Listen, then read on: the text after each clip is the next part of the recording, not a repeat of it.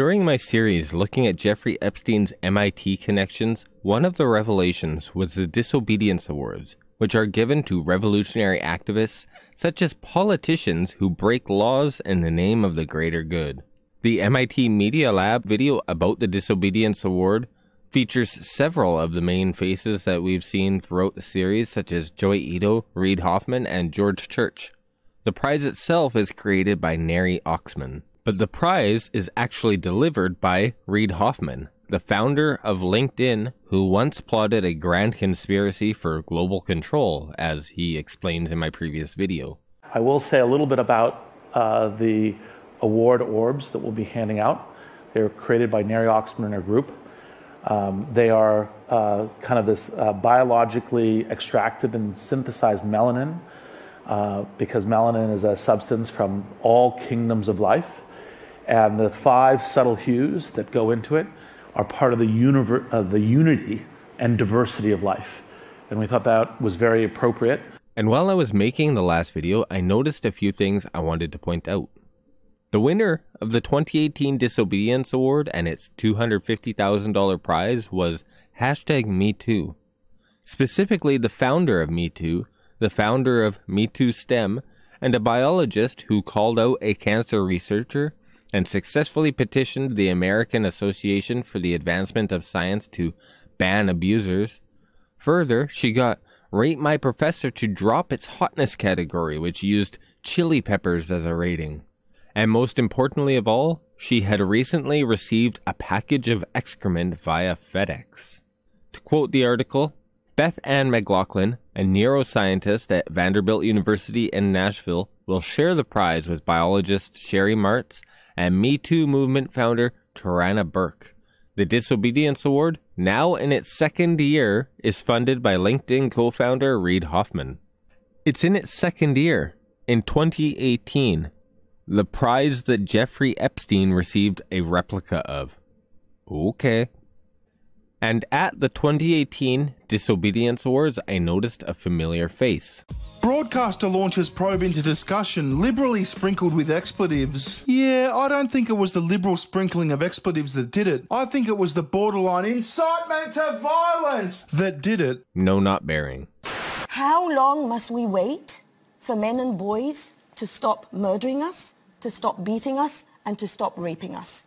How many rapists must we kill? Not the state, because I disagree with the death penalty, and I want to get rid of incarceration, and I'm with you on the police. So I want women themselves.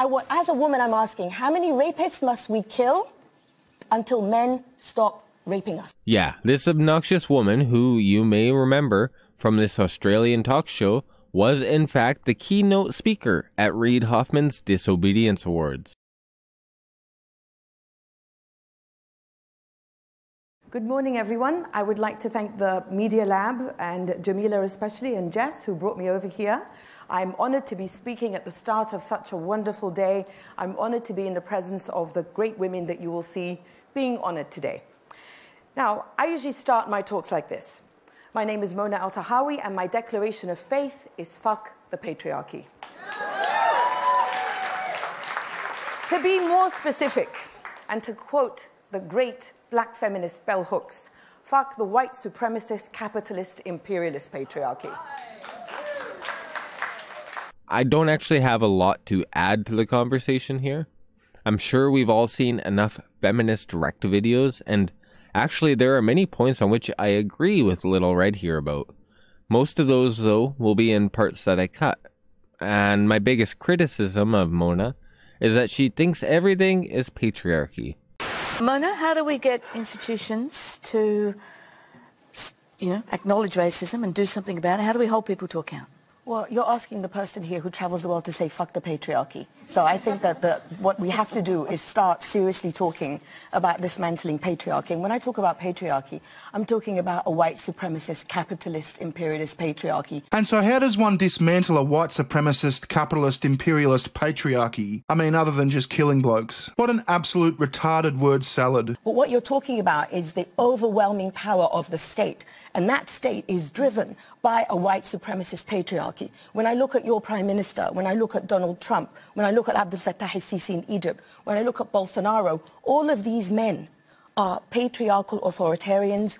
At the heart of the way that they rule is violence. All of these people were voted into office. They were voted into office by women and by men. I mean, what are you proposing here? Fuck democracy? And that violence depends. The violence is meted out to you depending on where in the hierarchy you belong. And so if you're a woman, if you're queer, if you're of colour, if you're disabled, etc., etc. So for me, I say patriarchy is like an octopus. The head of the octopus is misogyny.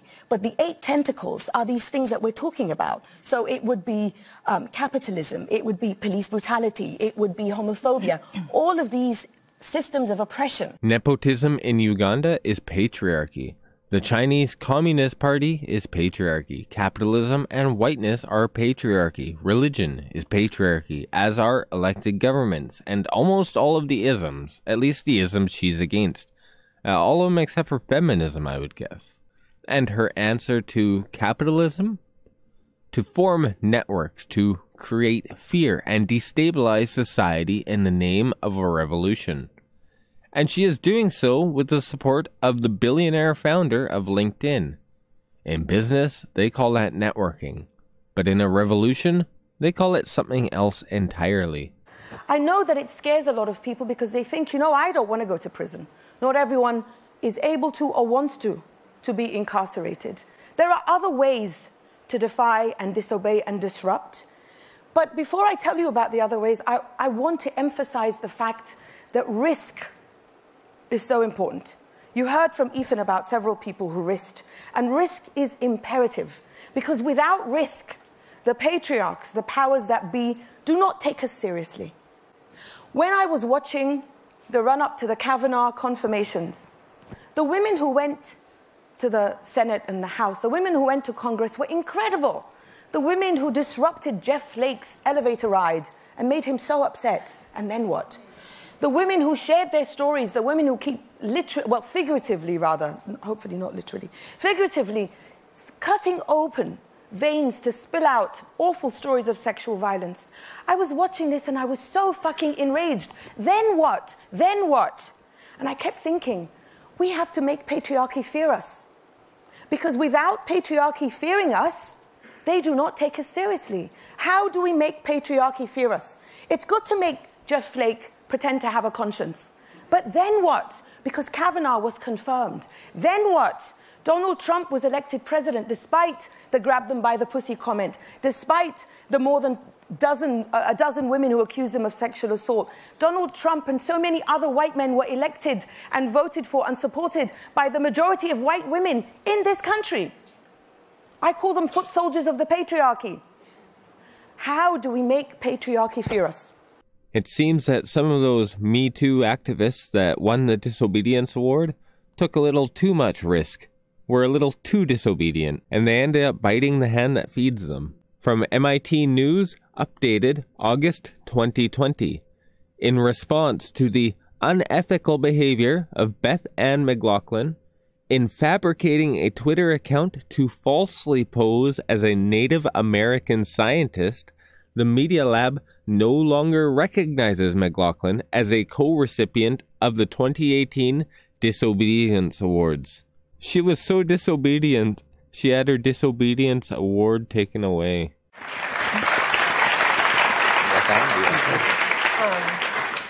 I couldn't pick better people to be on the stage with.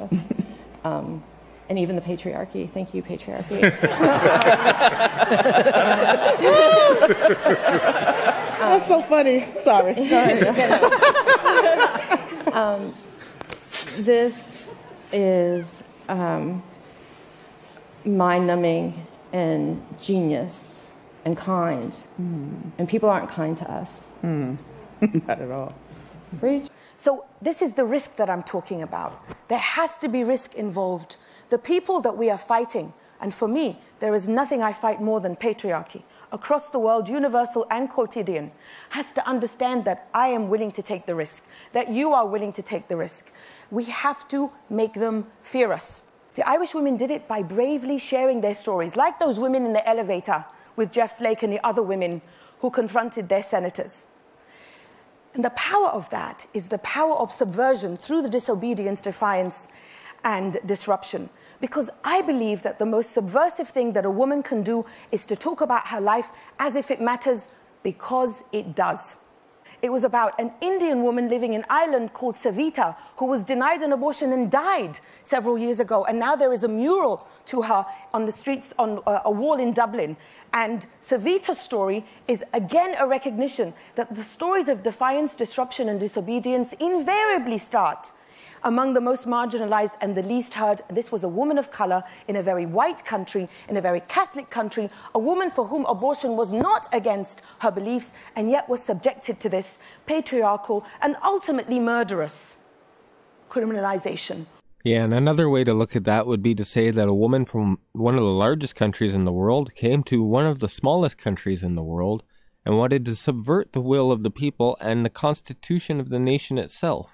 If the values of the people of India can change the law in Ireland, then I don't think that we can still call that a democracy. Of our ability to control our bodies. So the women in Ireland did it through the power of stories, through the power of disobedience, disruption, and defiance. The women in Ireland and their ability to terrify the Catholic Church and their ability to terrify authority and patriarchy. Abortion happens every day. We know that. It happens across the world, and I'm saying it especially now in the United States, because white women are finally paying attention to the fact that women of color have had abortion made almost impossible to them in this country. But white women only pay attention when it begins to affect them. White people generally in the United States only pay attention when it begins to affect them.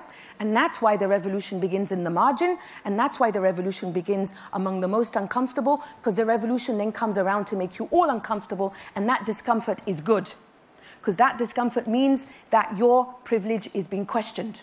And we're not the only ones, however, to see the irony in a feminist speaker for an award so recently granted to Jeffrey Epstein. Mona herself has posted this to Twitter, throwing Joy Ito under the bus, but strangely, Reid Hoffman never joins him under that bus. So let's hear what she had to say, quoting Mona from Twitter. In 2018, I gave the keynote at Media Lab Disobedience Awards. In this article, which has background on MIT, Epstein and the Media Lab, I call for the resignation of lab head Joy Ito.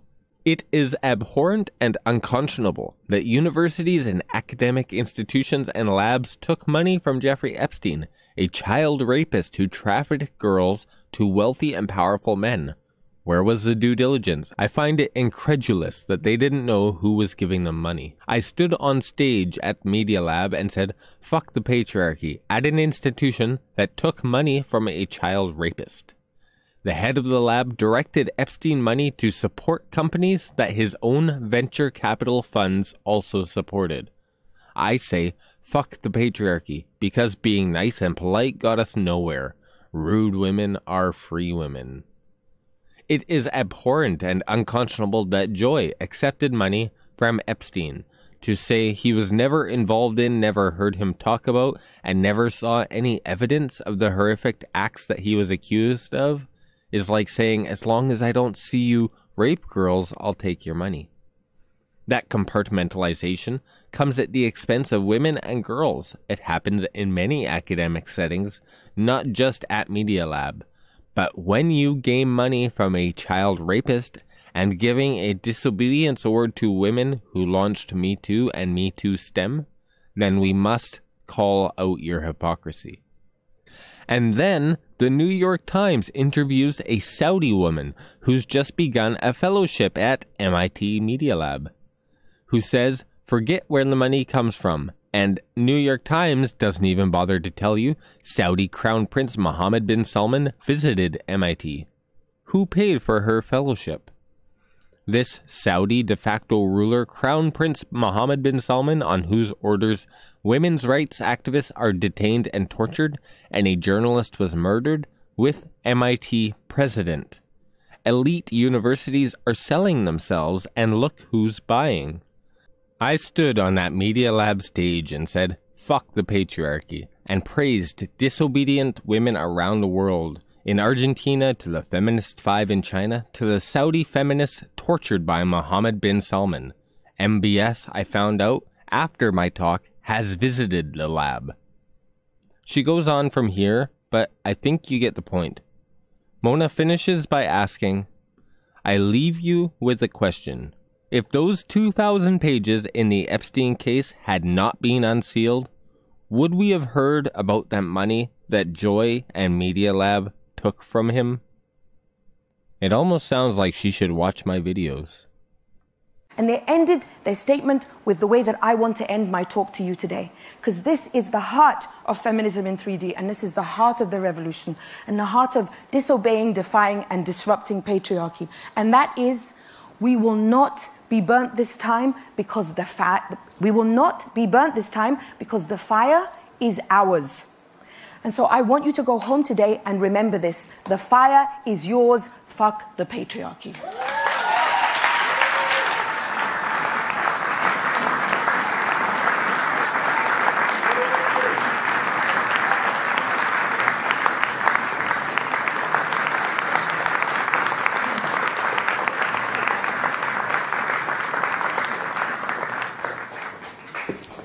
All right. I hope that it has filled the hearts of everyone in this room with courage and hope.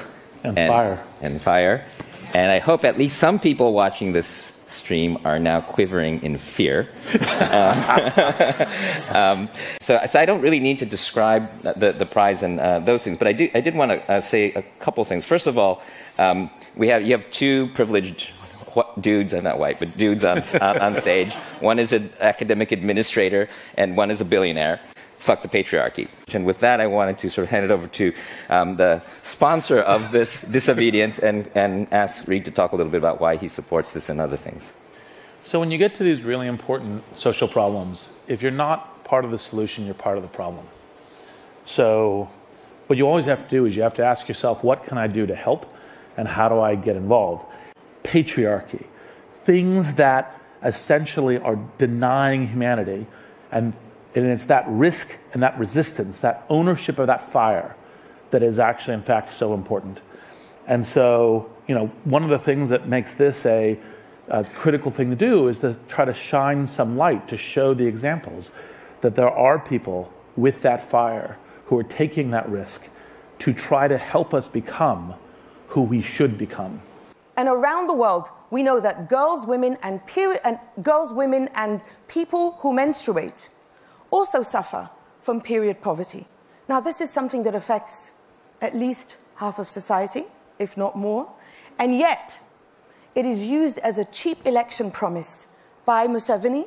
And then when he got into power, his wife, who also happens to be the education minister, coincidentally, said that they didn't have enough funds. Now, a lot of aid groups and UNICEF have estimated that, as I said, 60% of Ugandan schoolgirls are affected by school poverty, period poverty, and that many of the girls drop out of school and end up being subjected to child marriage. Now, I'm going to share a quote with you from Stella Nyanzi about why she is profane. And she follows a wonderful tradition in Uganda called radical rudeness that was used by anti-colonial powers during British occupation. And Stella Nyanzi says, Uganda was colonized and Christianized by the British. We were brought up to be good girls, to be decent, to be polite, to speak nicely to authority. Women here are not to be heard. They shut up. They don't speak. They're to be seen as beautiful, which is why I say, fuck the patriarchy. The patriarchy may not smash itself, but I think I speak for us all when I say it's not going to smash Mona either.